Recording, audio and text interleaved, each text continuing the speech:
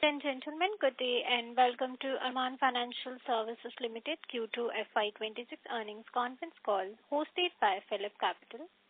As a reminder, all participant lines will be in the listen-only mode and there will be an opportunity for you to ask questions after the presentation concludes.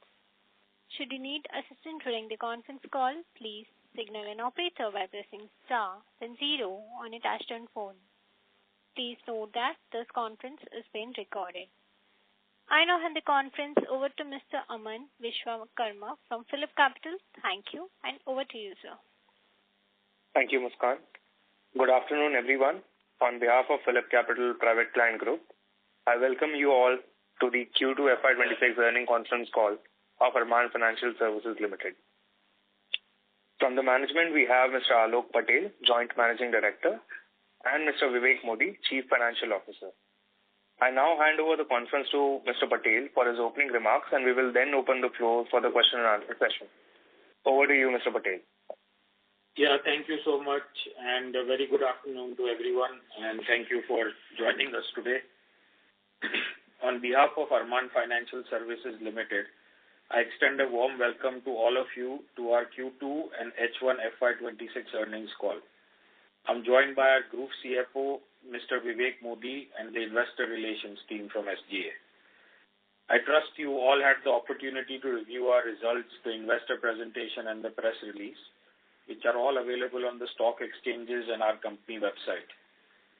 Over the past 5 to 6 quarters, the microfinance industry has navigated a challenging period marked by elevated credit stress, regulatory reforms, and significant write-offs and provisionings. However, now we are beginning to witness the early signs of recovery. The September quarter reflected a moderation in bad loans ratio and an improvement in collection efficiencies, supported by the gradual restoration of borrower discipline. That said, this stabilization in asset quality has not come without its trade-offs. The tighter regulatory guardrails and prudent risk management practices have effectively curtailed over-leverage in the system, but also resulted in a slowdown in fresh disbursements. Against this backdrop, H2 and H1 FY26 have been about steady progress and rebuilding momentum for Arman. The groundwork we laid through disciplined execution, sharper risk controls, and structural reforms implemented last year. The structural reforms implemented last year is now beginning to yield tangible results. We are witnessing positive signs across all key operating parameters from AUM and disbursement traction to asset quality and collection efficiency. Our microfinance portfolio has started showing signs of recovery, while our non-MFI segments, which are MSME, two-wheeler, and LAP, continue to deliver consistent momentum. We continue to maintain a calibrated approach in our microfinance business while steadily expanding our presence in MSME, two-wheeler, and LAP segments. Our focus on strengthening portfolio quality, enhancing credit underwriting processes. Sorry, I forgot to mute it. Excuse me. Our focus on strengthening portfolio quality, enhancing credit and underwriting processes, and driving operational efficiency has positioned us well to capitalize on the ongoing recovery. While the external environment continues to evolve, the underlying trends in our business remain firmly positive. We are encouraged by the resilience demonstrated by our borrowers and teams on the ground, and we remain confident of continuing this momentum as we move into the second half of the year. Our consolidated AUM stood at 2,130 crores as on September 2025, in line with our conscious strategy of prioritizing portfolio quality and risk discipline over headline growth. While this remains lower on a year-on-year basis, the portfolio is now showing encouraging signs of stabilization and a gradual return to growth. Impairment costs have been trending down for 3 consecutive quarters, from 89 crores in Q4 FY25 to 38 crores in Q2 FY26, reflecting healthier repayment behavior and stronger early-stage controls. Disbursements during H1 FY26 stood at 865 crores compared to 831 crores in the same period last year, largely remaining flat on a year-on-year basis. For the Q2 FY26, disbursements were 475 crores, representing a 26% increase year-on-year and a 21% sequential growth over Q1 FY26. Gross total income for H1 FY26 stood at 310 crores, down by 15% year-on-year basis. For the Q2 FY26, it increased by 5% sequentially to 159 crores and down by 12% over the same quarter previous year. Net total income for H1 FY26 stood at 208 crores, a year-on-year degrowth of 11%. For Q2 FY26, increased by 11% sequentially to 110 crores and saw a degrowth of 6% the same quarter the previous year. Pre-provisioning operating profit, or PPOP, for H1 FY26 stood at 112 crores, year-on-year degrowth of 31%. For Q2 FY26, remained flat on a sequential basis of rupees 56 crore and saw a degrowth of 28% over the same quarter the previous year. For H1 FY26, we reported a loss of 6.6 crores, and for Q2 FY26 registered a profit of 8 crores compared to 14.6 crores in Q1 FY26. Compared to a 14.6 crore loss. So profit of 8 crores compared to 14.6 crore loss in Q1 of FY26. Operationally, asset quality metrics have shown visible improvement. Overall collection efficiency improved to 95.6% in September, supported by stronger borrower discipline and improved field level monitoring. Asset quality has started to show steady improvement supported by disciplined measures we have taken in place over the last few quarters. Our consolidated GNPA stands at 3.69% and NNPA of 0.53%, reflecting signs of normalization.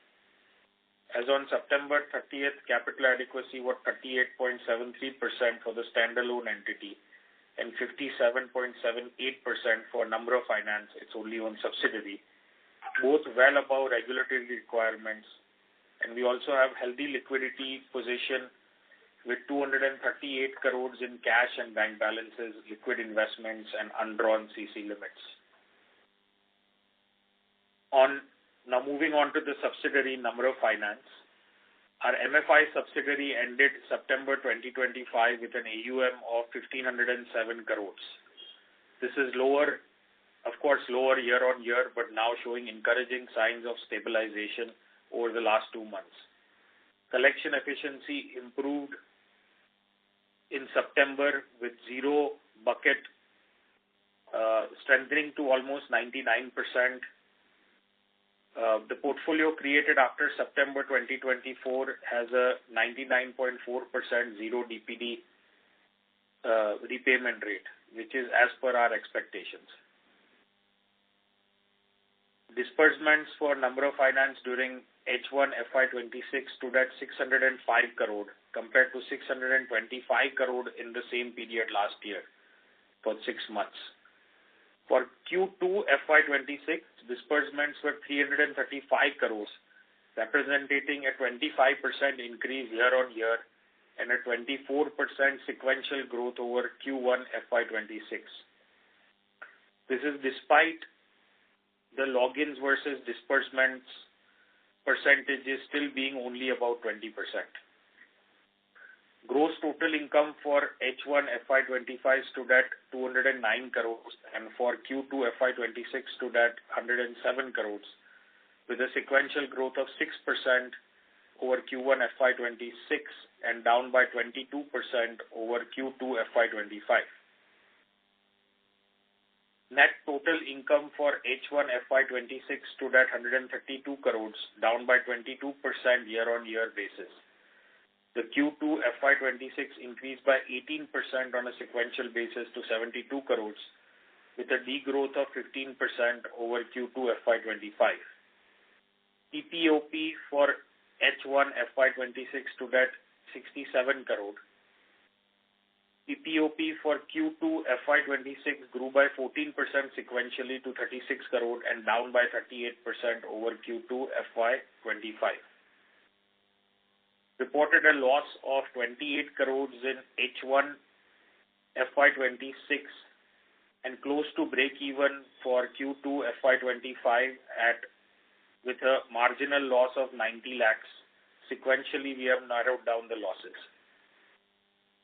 In microfinance, GNPA stands at 3.77%, improved by 26 basis points, and NNPA stands at 0.26%, an improvement of 39 basis points compared to H1 FY25. Key driver for this improvement has been the governance and process reforms we have implemented last year. The separation of credit underwriting from recovery functions, which is now operational across 196 or 50% of the branches. This structural change has strengthened accountability, enhanced risk oversight, and ensured greater consistency in collection performance. The early results from these branches under a new framework have been encouraging, reinforcing our confidence in the long-term benefits of this model as we continue to scale it across the network. As of September 2025, about 67% of our microfinance portfolio is covered under CGFMU guarantee scheme, providing an additional layer of comfort and risk protection. Overall, we believe the worst of the credit cycle is behind us and the portfolio is now positioned for a more stable and sustainable footing.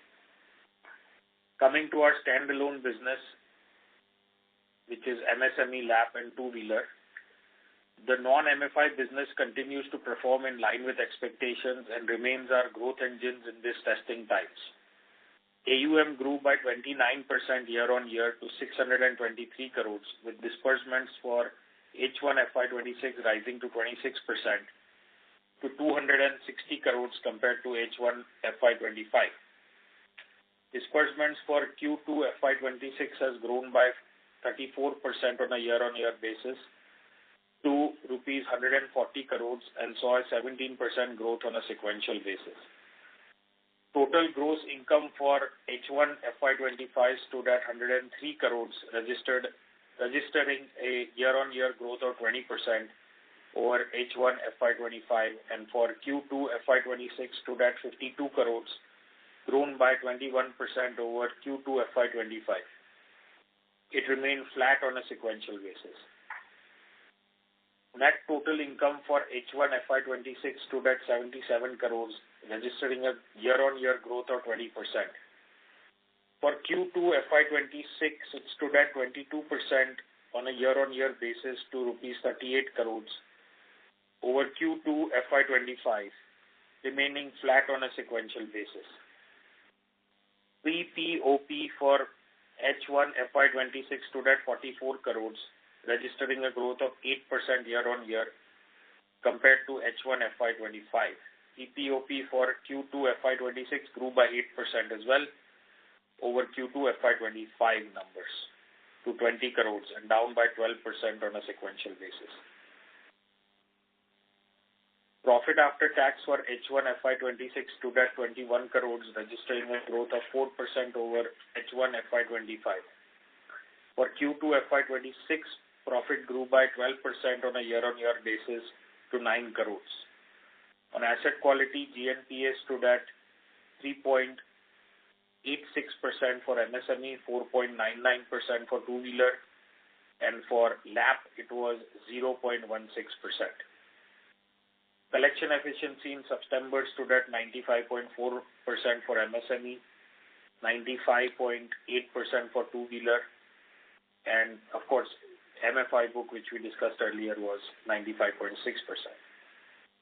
We continue to strengthen our presence and deepen our reach. We now operate across 11 states with a network of 509 branches serving over 6 lakh customers.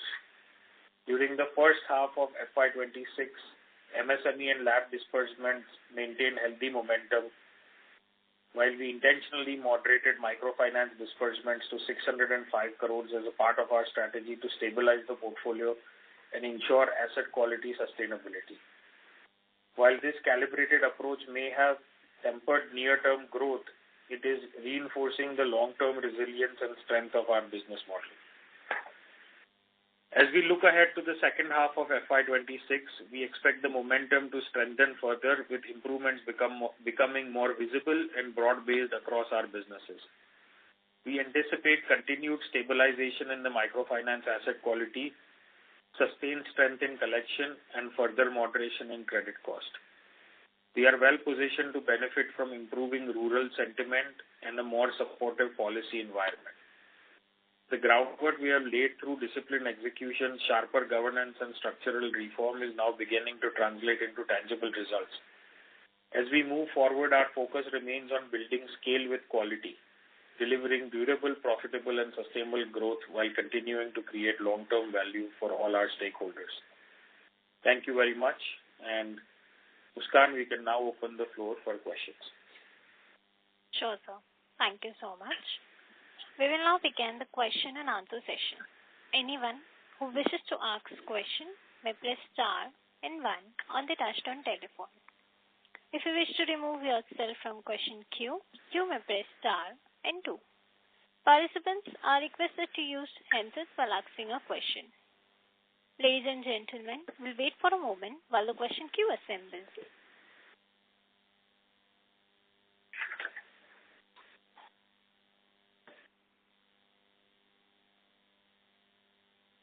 The first question is from the line of Prithvi Viraj Patil from Investec. Please go ahead. Hello. Yes, thanks for the opportunity. So I had a couple of questions. The first question was on the capitalization. So I see that Namra has a higher capitalization than the holding company. So just wanted to know, do we expect to go back to the prior growth rates in the microfinance business, or do we look to diversify the Namra book going forward? That's the first question. That's actually a good question. So as the portfolio declines, the overall capital adequacy will appear to be better. So this was money that was pumped down from the holdco into the subsidiary. Now, as the portfolio picks up again, I think both those numbers will kind of become more normalized or equivalent as the portfolio increases. Not given it much thought of what we will do in case it doesn't grow or anything like that. Right now, the hope is that things will resume back to normal. Okay. And the second question that I had was on the unsecured MSME portfolio. So you mentioned that 67% of our MFI portfolio is CGFMU insured. So have we taken any CGT MSE insurance on our MSME portfolio? Yeah, another excellent question. So it's in the works right now. Just an update on that. The CGFMU cover itself is applicable to NBFCs also, and for the unsecured loans that are under a threshold limit of 2 lakhs can be covered in the CGFMU, though there is a separate category for getting registered there. So Arman has been given the registration for the same somewhere in September itself. So we kind of hope to start subscribing to it as we move in quarter 2. It's slightly more expensive for non-MFI book. Now, let's not get into why that is the case. I mean, it is what it is. So we'll have to think a little bit more about the MFI portfolio, whether we want to cover it or not. Right now, it seems that we are in favor of doing it. And so that registration got approved, as Vivek said, just in September. And so anything that we want to cover for this quarter, which is Q3, that we don't really have to decide until January or February. Yeah, exactly. Of 26. So we'll make that call in the next couple of months, whether we want to do it or not. Got it. Thank you. And just squeezing in one last question on the LAP portfolio. So I just wanted to know, our ATS has increased and the yields have come down on the LAP portfolio. So I just want to know, how are we thinking of growing this portfolio going forward? So obviously the yields on the LAP is going to be, considering that it's secured, it's going to be lower overall. But hopefully the OPEX should be lower as well, and the risk should be lower as well, and the credit cost should be lower as well. So I think, listen, I mean, we've been talking about creating LAP for a while. I think finally the last credit cycle made us realize that it's important to diversify the book. So yeah, in comparison to, let's say, pure unsecured MSME, the yields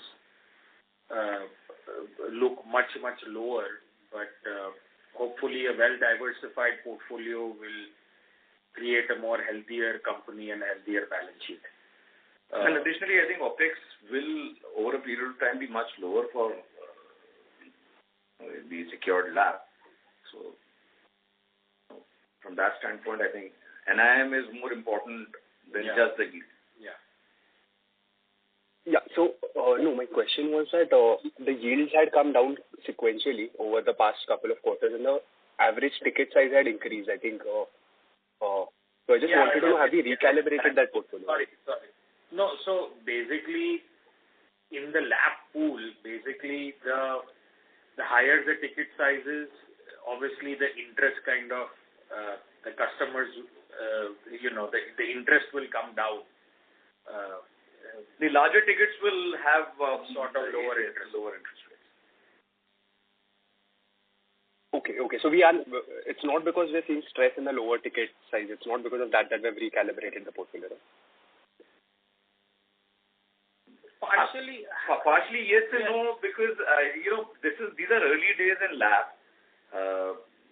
and till the time we kind of reach a 5,000, 10,000 customer base numbers, you will have to kind of keep yourself a bit agile on these yields, as long as they do not go below your threshold limits of, let's say, 18%.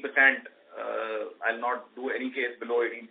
So a threshold there has to be defined. But largely, as we move from, say, about 3.5 to 4 lakhs average ticket when we started it off, to about 5 lakhs to about 7 lakhs today, you're doing slightly larger tickets, and obviously that market has funding available. Yeah, and the customers are price sensitive. I mean, it's not like micro or MSME where I have complete ability to control pricing. There's a lot of competition, and so every case is important to us to close, and so there is some bit of negotiation that we also allow. Got it. Thank you. Thank you.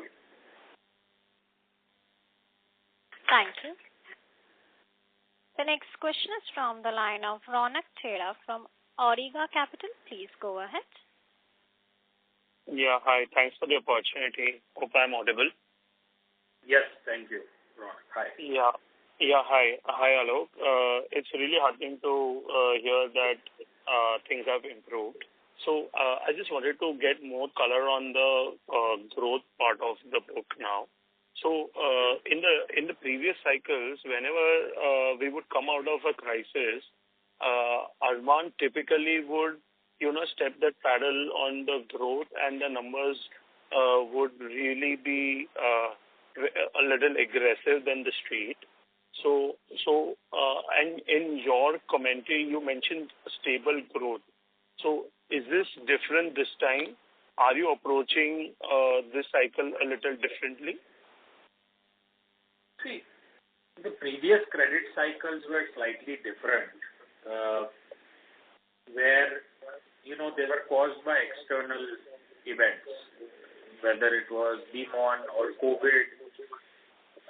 This time it is slightly different, and what I personally feel is the lesson to be learned is that go calibrated, don't go crazy. So I honestly don't know what the growth pattern will look like. Typically speaking, whenever we are recovering from a crisis, we are well positioned to grow faster than many of our peers. So, on average, there might be a few companies, maybe better run companies who are doing better than us, and that's fair. But many times there are many more companies who have still not come out of the crisis. Their liquidity is low, they are managing leadership issues, liquidity issues, attrition issues, many other things. And so we have sort of a ability to kind of grab market share. So that will be the goal this time, where hopefully we can repeat that. So there might be a temporary accelerated growth on the AUM. But in the long run, I think the lesson learned here is that, don't go too crazy, I don't think there is any industry in the world that can sustain 35-40% growth indefinitely.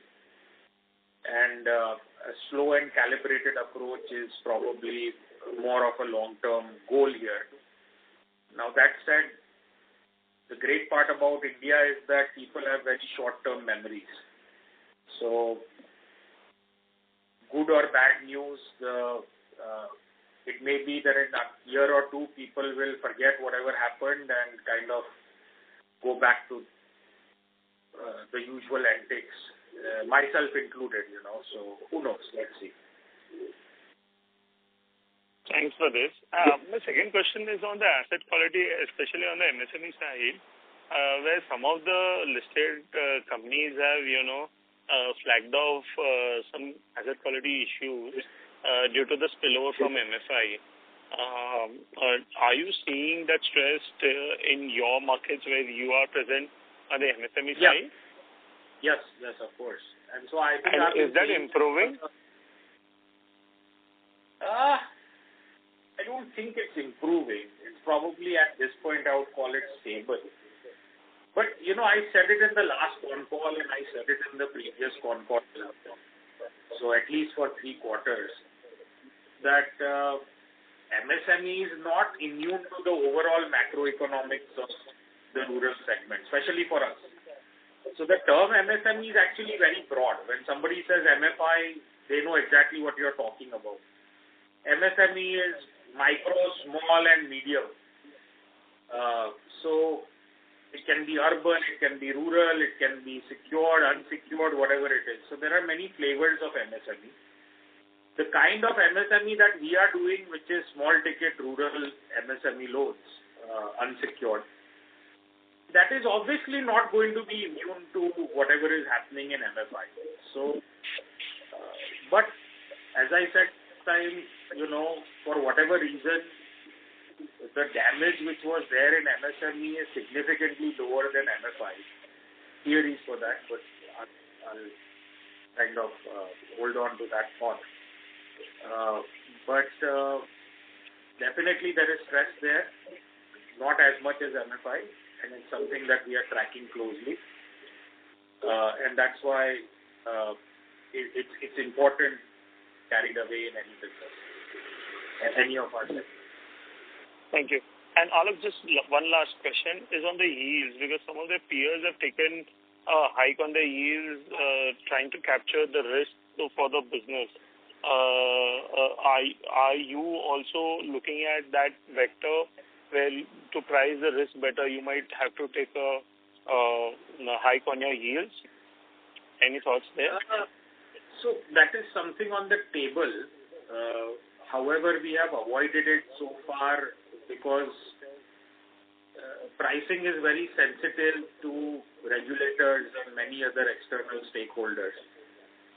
And so as much as we can manage without raising the pricing, I think that will be a better strategic decision. But it's not off the table. I mean, it becomes, I'm okay with that. Thank you. Thank you so much for answering my question. Best of luck to your team. Yeah, thank you. Thank you. The next question is from the line of Sarvesh Gupta from Maximal Capital. Please go ahead. Good afternoon, sir, and thanks for giving the opportunity. Sir, continuing on the previous MSME question, so we are seeing higher NPAs and higher credit costs. So how do you see it settling, and if you can give some color on the provisions that we have undertaken in this book across stages? How do we, Vivek, can you help him with that? Different stages, what is he's asking about MSME. So on the MSME front, I think that the GNPA number is saying 3.8 or something. So carrying about 90% provisions. On those, almost 90%. As compared to that, again, the good part now that largely the 1 to 90 buckets have come down marginally in the last quarter. So these are more or less stable. But even if that continues to be around close around 3%, then there is a scope for improvement, and in that stage, which we would probably call a stage 2, the provision coverage would be about 45 to 50%. Yeah, so I think in the presentation number 32 as well, so 30 to 90 movements for the different divisions are there, GNPA numbers, yes, movements are there.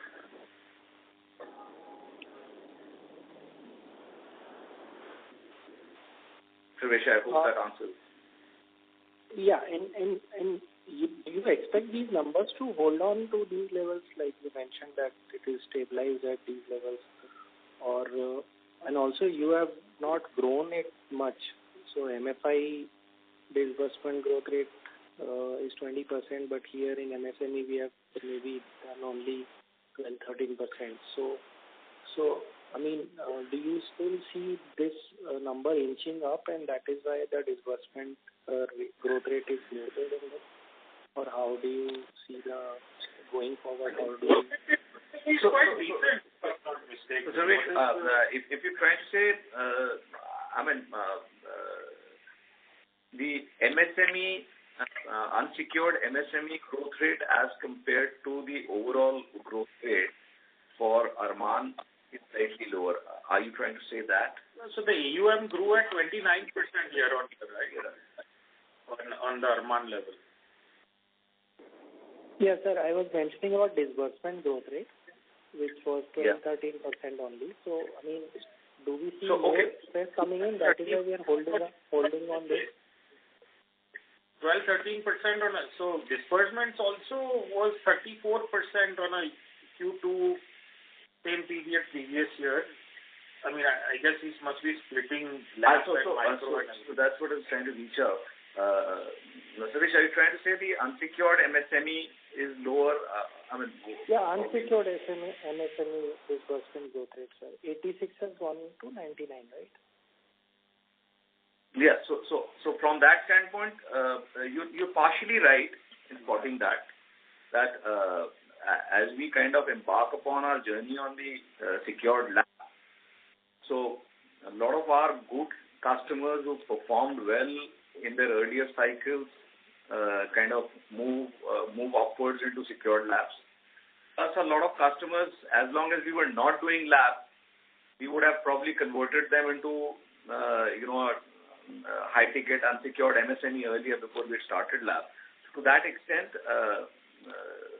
the growth numbers taken together for the LAP and MSME would really give a true picture for the field operations, rather than just looking at only the unsecured MSME. Yeah, so MSME, I think we are looking at the whole picture. LAP is also technically MSME only. It's just secured. Yeah, because... right.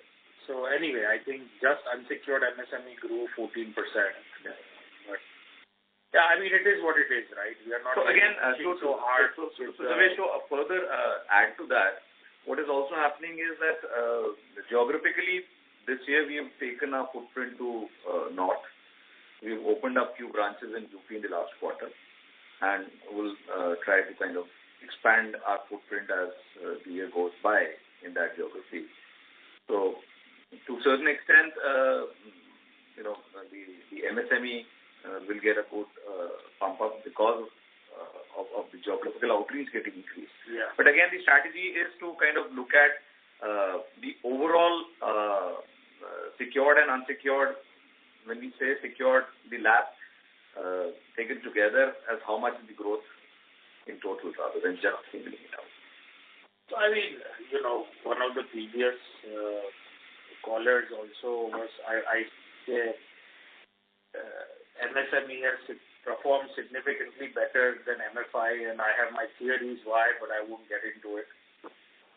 See, why it has performed better is because we took a sort of a calibrated approach to growth without a lot of pressure. So we were more concentrating on quality, and so where the opportunities were there, we grew. We were never really pressured that itna growth karna padega. And so to a certain extent that protected us over multiple cycles, I should say. And so I'm not really going to push disbursements in MSME, of course. And also the fact that you mentioned that segment is also under some level of stress. So right now is not really the time to push so hard on the disbursements. Okay. And the same question for the MFI also. So now we have grown our disbursements this quarter. And so do you think that the environment is now clear for you to press the accelerator from here on? Or are you still waiting for some more data points to emerge to give you the clarity for the same? See, how does one push the disbursements? I mean, even today I'm trying to disperse. If there's a good customer who wants a loan, my job is to give him that loan.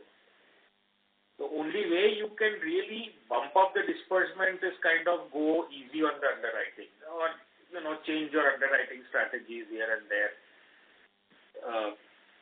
Stop being so much selective. So we are monitoring those data points based on scoring and qualitative and quantitative factors of how they are performing. But I don't think I'm ready yet to say things are great and time to hit the accelerator. No, I mean, this crisis has always been about 2 steps forward and 1 step back. And so, yes, in the last quarter, we have taken 2 steps forward, but who knows when the next step back will be. So, no, I don't think we are ready to floor it at this point, but I'm a lot more comfortable to go faster. Let's just put it that way. Okay. So finally, on your cost to income ratio, which has also gone up partially because you're building out this. So when do you see these metrics normalizing? Only when the growth returns. Because, I mean, the company has been put through enormous stress. I mean, it itself has gone through. The sector has gone through enormous stress. Portfolio. So cost to income is a function of income and cost. Now, income is declining because AUM is declining, and also because people are not paying. But it's very difficult to control those costs because you need people to go out and collect the money. I mean, if I have 400 branches, I cannot say that the portfolio has declined 20%, so let's reduce the staff by 20%, right? So that's one part. Second, I needed more people to collect the money. That's the second part. Third part is we have started BCM structure. So that will add some operating costs as well. Fourth part is we are battling attrition, which is obviously something that we have talked about in the past. So at this point, very difficult to control operating costs. Much easier to grow interest income, I feel, at this point. Okay, sir. Thank you and all this. Thank you. The next question is from the line of Srinath V from Bellwether. Please go ahead. Hi, Alok. I missed the first 10-15 minutes, so if I repeat something, sorry. I just wanted to understand about a year back, maybe a little less, we put a credit officer in the MFI business also. So wanted your feedback on how you're feeling about that measure and the book that is originated after that move in those branches, or any anecdotal feedback you have on what has been the on-ground performance after this measure. Yeah, so I mean, we compare BCM versus non-BCM disbursements. So largely, I think there is a 40% lower delinquencies in the BCM originated cases versus non-BCM originated cases. So there is clearly a correlation. Now, whether the cost of the BCM justifies that is a later date. I'm not going to think about at this point. But definitely there is an advantage. And that advantage is increasing as the experience increases. So would it be fair to assume that with the credit officer, outcomes are somewhat similar to MSME outcomes from a collection perspective or loss perspective? That's an interesting question. I've not thought of it along those lines, but yes, I don't see why it should be similar overall. But let me tell you, having BCMs at this point is not only about reducing the overall credit cost. Having that extra function available allows me to venture into other products as well that we are already doing of IL and higher tickets and everything. So the microfinance of tomorrow is not going to be guardrail based. It's not going to be one size fits all based. 2 lakh borrow kiya hai to acha hai. 2 lakh 1,000 automatically customer becomes bad. No. I don't believe that. I think there are good customers at even 5 lakh outstanding, and there are bad customers at even 50,000. So you cannot create one rule to underwrite every single MFI customer in India. And so the BCMs, I feel, will serve more of it will allow better strategic calls later on. And today already we are doing it in IL loans and other things where customers that we find who are, 750 plus credit scores, 8-year history, never a single day late, run good business. Why should I reject that customer? I mean, that's an amazing customer. But you need that ground level people to give you that confidence, right? Otherwise, until that conflict of interest exists between operations and credit, you will never be able to make that decision sitting at FO, whether that guy is good or not. I mean, you'll just have to create kind of a one-size-fits-all approach. Got it. So let me kind of summarize and reimagine this, in my mind. So basically, we will have branches. The branches will have a credit officer, and they may, work on multiple product lines. I'm not naming a product. Let's say 50,000 ticket size, 1 lakh, 1.5 lakh, 2 lakh, 2.5 lakh. So laddered ticket sizes, they'll be able to lean in on all of these products and add a layer of protection to the book. Is that how all of this will get reimagined like 3, 4, 5 years later? See, there is absolutely.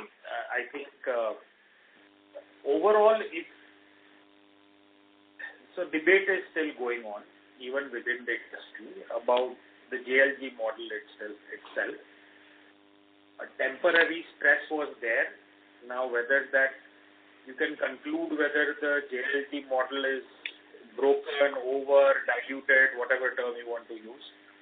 The debate is going, and I think Some people you'll find more optimistic, some you'll find pessimistic, even amongst the listed states. So,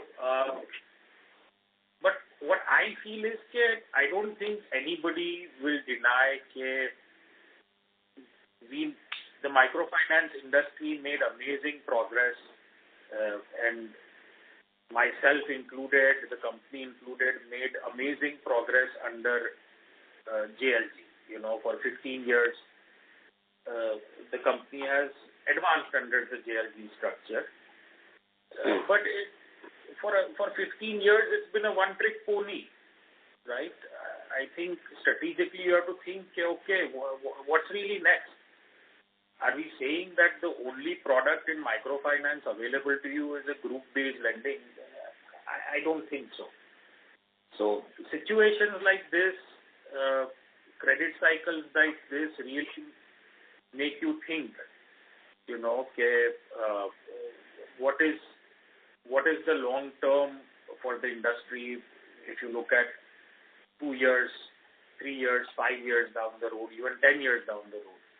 What would the industry look like? And what I personally feel is that given what I see in the rural segment, what I have seen how rural was in, let's say, 10 years ago or even 7 years ago and what it is today, I do believe that you need to be adaptable and agile, and you cannot rely on only one product. And so with DCMs being there, I believe it will give more flexibility and it will create the right credit culture on the ground level to experiment and implement different products, whether it's individual loans, high ticket, low ticket, whatever it may be. Got it. Perfect. Two data keeping questions. One is the individual loans that we are reporting in the PPT. This would be nothing but an MSME loan originated by the MFI team, right? It will mimic those kind of ticket sizes and credit profiles. Would that be a fair understanding? I think it's probably a fair understanding. Vivek, do you disagree? Fair understanding. Additionally, we are also experimenting with the thought that many a times we are losing JLG customers because center formation of 4 is not happening. So, till what time can you keep on reducing the center sizes? But if these are great customers, 4th, 5th cycle customers, then I'm earlier used to let them go, but now we kind of trying to address that through an IL, individual loan. Yeah. So these are individual loans qualifying assets. Yeah. And then there could be individual loans non-qualifying, which are the way you suggested. So there is going to be some, for the next couple of years, some level of overlap and confusion. And believe me, sometimes I'm as confused as you are. But that is just the reality. But, even MFIs today, I said this again and I'll say it again, you have your traditionalists who have grown up on the ground and are still gun-ho on JLG. You have the realists who said it was great, but what's next? I don't know where I fall in. I'm actually scared to pick one side or another. So I'm trying to choose both and see what happens. Perfect. Thanks guys. Thanks for the very detailed answers. I'll get back into the question queue. Thanks. Thank you. Participants are requested to limit the questions to 2 questions per participant. Do you have a follow-up question? We request you to rejoin the queue. The next question is from the line of Amit Mantri from 2.2 Capital. Please go ahead. Hi, Alok. What is the current and incremental borrowing cost? And the second question, what percent is the PAR 1 to 30 book for the microfinance business? So PAR 1 to 30 at this point will be about 1.1%, something like that. About 1.5%, you said. No. Sorry, for 1 to 30. 1 to 30 will turn out to be Approximately 1.2, 1.3. 1.1. About 20 odd crores. Last month, month before that, it was 1.1. So yeah, somewhere around that line, I think. And your first question is cost of borrowing, incremental cost of borrowing, all costed out, turns out to be around 12%. Okay. And the current on-book aggregate would be how much? On-book portfolio. Of what? Micro or total Concall? Of on-book portfolio for micro is approximately 1,100 crores, 1,060 crores, 1,060 crores. And as far as Arman is concerned, out of the 623 crores, I think 620 crores, rather 621 crores is on-book only. No, I'm asking what would be the interest cost or current borrowing cost of the current book, basically. The current of the overall cost of borrowing. The overall cost will turn out to be about 12 and a half or thereabout. Okay. Thank you very much. I don't think I quite understood his question. So this was about the borrowing cost. So incremental borrowing cost of off-book or on-book separately? Is that the total book? Total book. Anyway, take it. Thank you. The next question is from the line of Anant Mundra from My Temple Capital. Please go ahead. Hello. Thank you for the opportunity. Sir, just wanted to understand how are the trends shaping up in October and November? Because I remember in Q4 also we had seen very good recovery, but then Q1 was slightly subdued and Q2 has been strong again. So just wanted to understand how Q3 shaped up so far. That was the first question. Yeah, so that's what I said also, I think, a couple of questions ago, that this crisis has always been about making 2 steps forward and 1 step back. So we have taken 2 steps forward. Diwali was good. Festive was good.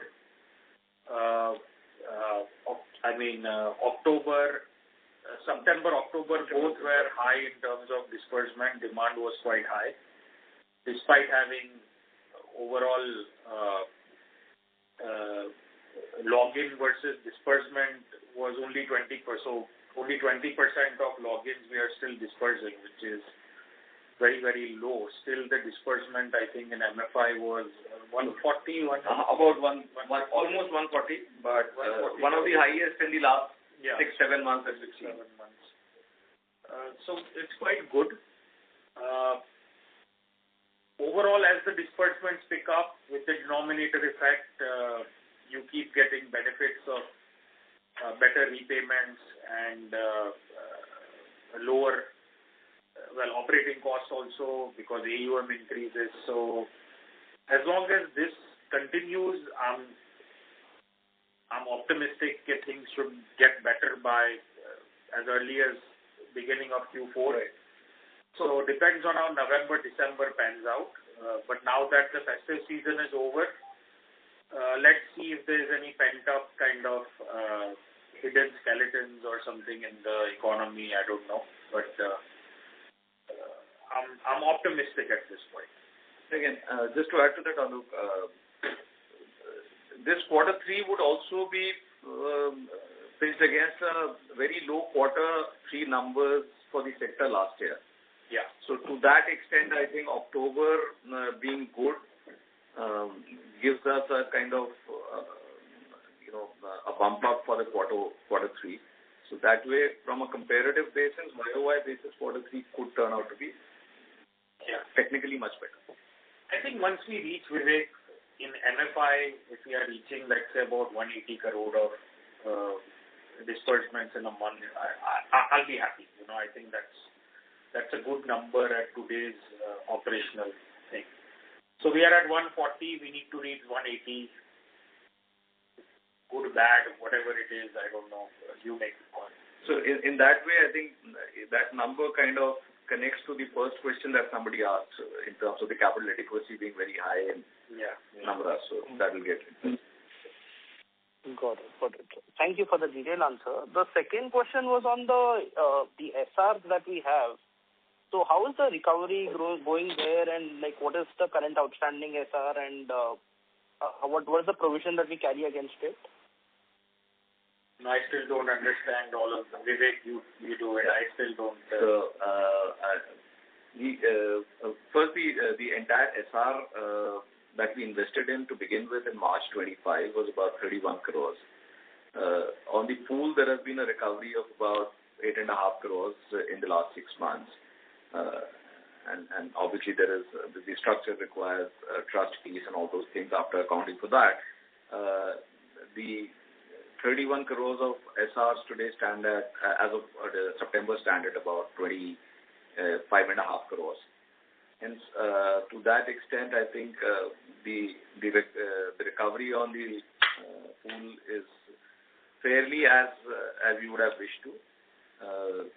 The pool also went through that first rating process, and the rating that has been assigned to the pool is RR1, which means that the expected recovery from the pool is going to be 100 to 150% of the book value. So it's going in the right direction to a certain extent. So do we carry any extra provision? So it's 25.5 crores on the books as well. Do we carry any extra provisions against that, or it's at 25.5? Technically, there is no requirement A, and generally we feel that the recoveries on the pool has been fairly good, so we're not required. If I had to carry a provision, why would I do this transaction in the first place? Look, he's right in a way because because I still don't completely understand all the reasons. No, so the rating itself does not require it. The other way around is that this pool had of 185 crores, which was sold in March 25. For the write-offs, which are early write-offs done in 2024-25 itself, we've seen some really good recoveries out of it, and we really, from technical side of it, we're not required to make any additional provisions on that. And these were completely written off pools, and from that standpoint, at least, we don't see any additional provisioning required at this point of time.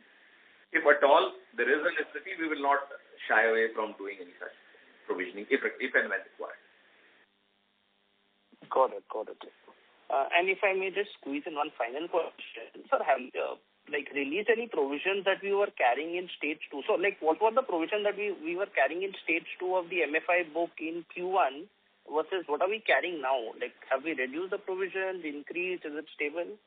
Could you give some idea on that? Typically what would happen is that stage 2, now this could be slightly longish answer, but still kind of bear with me. Of the entire book that we've created, there would be there's about 67% of the book which is coming from the CGFMU. CGFMU has a guarantee cover of 72.5%, right? On that, it's the provisioning requirement would really drastically come down because 72.5% is covered. Hence, whatever books that have been originated and got into CGFM and are part of the CGFMU, your provisioning requirements will come down. All right. But on a like-to-like, the non-CGFMU portfolio would be similar, right? The stage 2 cover that we have. So otherwise, stage 2. So stage 2, my provisioning requirement, depending on buckets, I'm just giving you a broader scenario that if my stage 2 coverage is about 45%, so what requires to be provided for will keep on carrying similar kind of cover. Okay. Got it, sir. That's from mine. Thank you. Thank you. The next question is from the line of Girish Shetty from Grid Capital. Please go ahead. Hi, Alex. Congrats for the set of numbers. Just wanted to check on your MSME. So, just wanted to get an understanding because if I see a yield of 34%, let's say a microfinance book which is 22%. Excuse me, I'm having a hard time hearing you. I think your voice it's loud enough, but not clear enough. Is it clear now? Yeah. Hello? Okay. So just wanted to understand on your MSME book, like when you see the yield of 34% versus your on MSME of 34 versus MFI of 22%, does it indicate a more riskier customer, or how should we look at that product?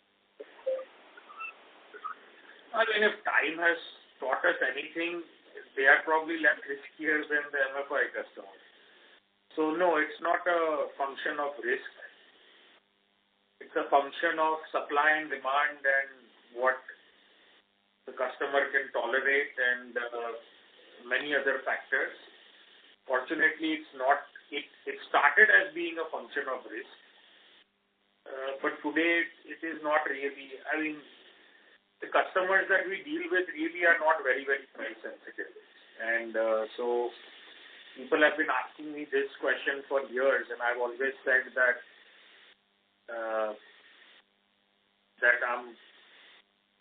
I'm simply a Gujarati entrepreneur, and if I can charge a certain amount, I will, but I'm not scared to. If competition comes in and I'm forced to cut rates, I'm not afraid of that either. Okay.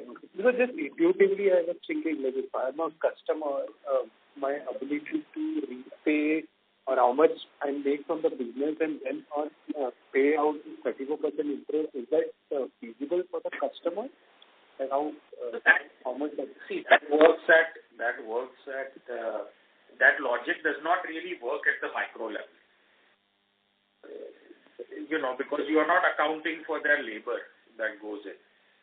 So, and this question used to come to me all the time about even microfinance customers. Okay, what kind of small enterprises are they running where they can afford to pay you 24% or 25% or whatever it may be?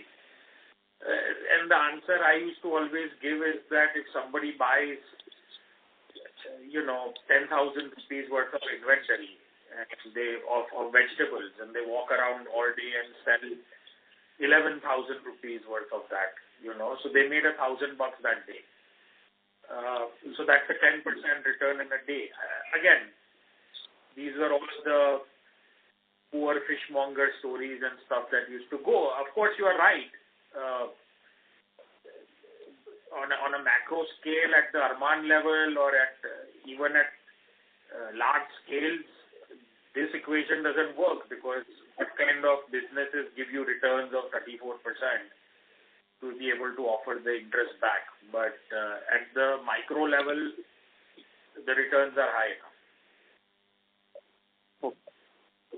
And just one more question on your ROAs. Like you've given in the presentation, your cross-cycle ROAs, right? You went to a peak of 5.8, 5.9% ROAs as well.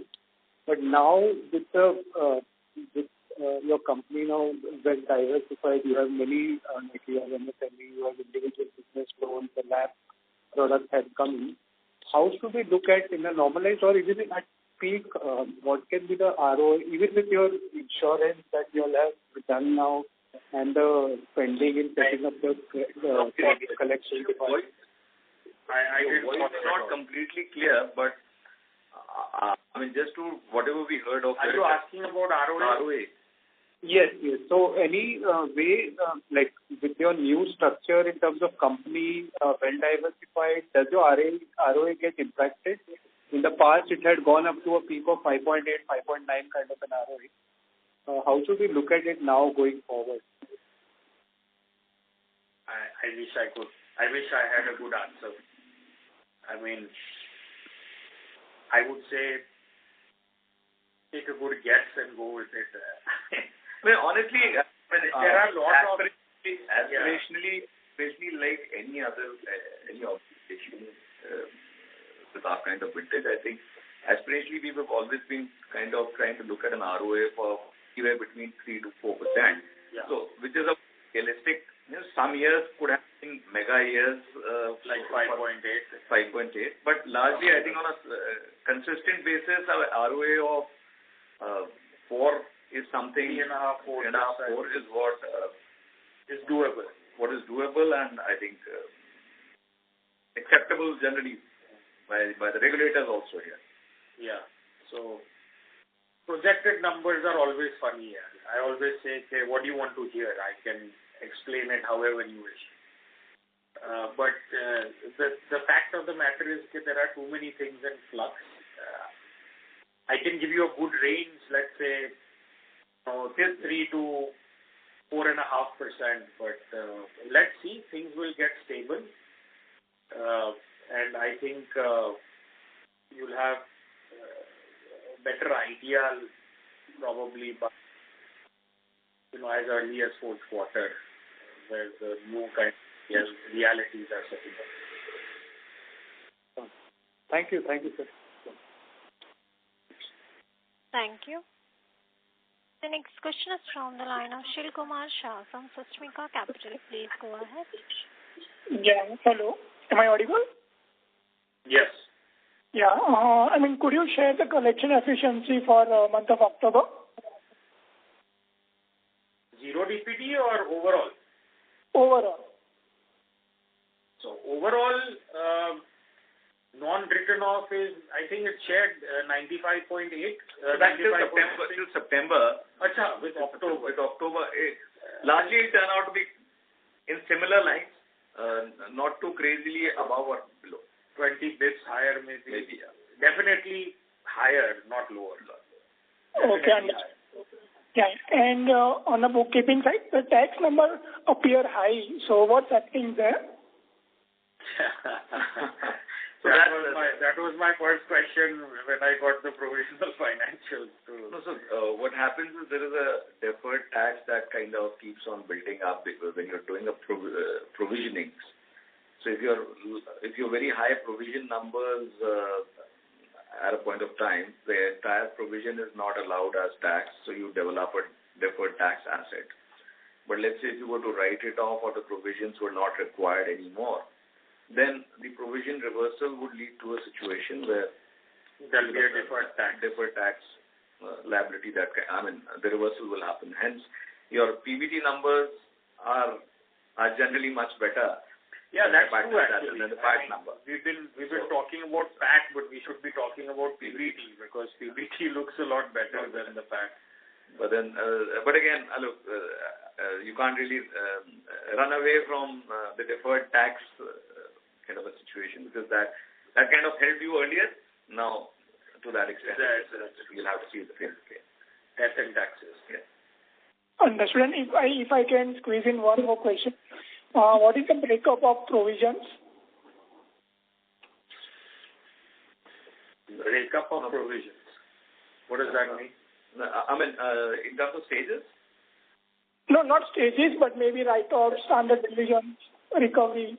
Out of the total impairment, he's asking what is provisions and write-offs. So the total write-offs and provisions, if you have any other questions, just if you can come up with that while I try to hunt out the number. That was my last question. Thank you, no problem. Yeah. So I'll come back to your answer in a minute. Before. Thank you. The next question is from the line of Amit Goyal from Dreambake Wealth Managers. Please go ahead.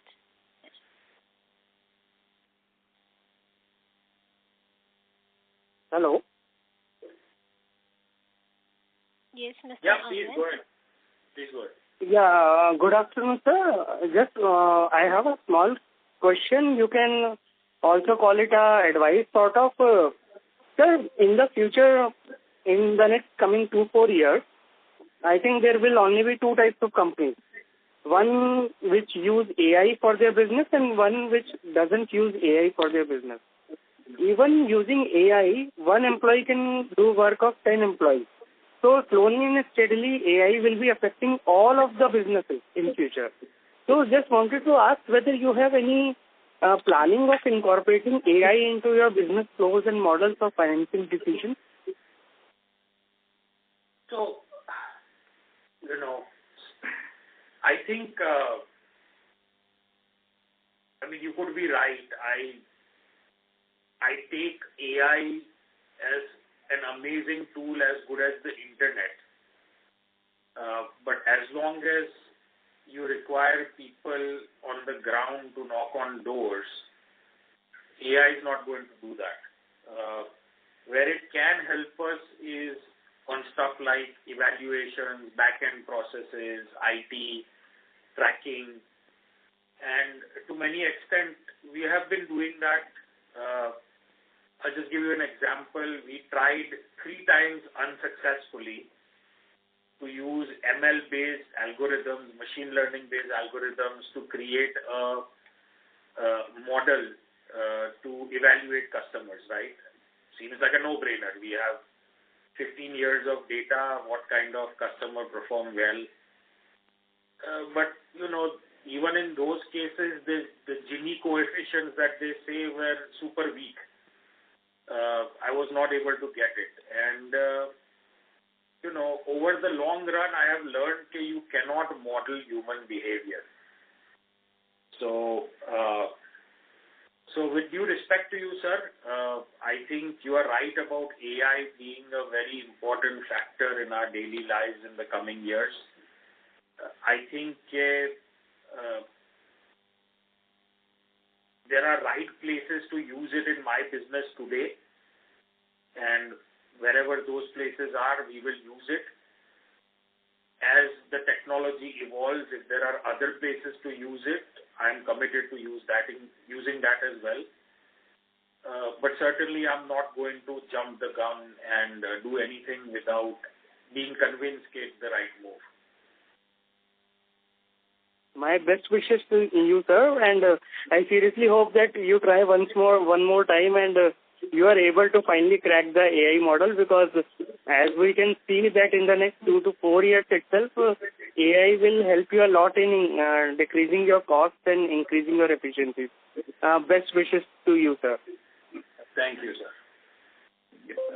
Before we just take the next question, let's make it the last question. No, there was that could also be there, but the earlier question there was the breakup of the provisions. So for the consolidated, the write-off was about 134 crores for the H1, and there were reversals of credit losses to the extent of 29.62 crores. And that kind of makes up for the entire provision come write-off of 104 crores, 0.78. Good. So we took provisions in the past, we are using the write-off. That's the exact reason why the deferred tax. Okay. Thank you. As that was the last question for the day, I now hand the conference over to Mr. Arman for the closing comments. Over to you, sir. Yeah. So on behalf of Phillip Capital, we thank all the participants for your valuable time, and especially the team of Arman Financial Services. Before we close the call, I would like to hand over the conference to Mr. Patel for his closing remarks. Over to you, sir. No, thank you everyone for being part of the call. I hope we have tried our best to answer all your questions in a candid way. And if you need any more information, please feel free to contact the investor relations team. Appreciate everybody's time, and have a good afternoon. Thank you. On behalf of Phillip Capital, that concludes this conference. Thank you for joining us, and you may now disconnect your lines. Thank you.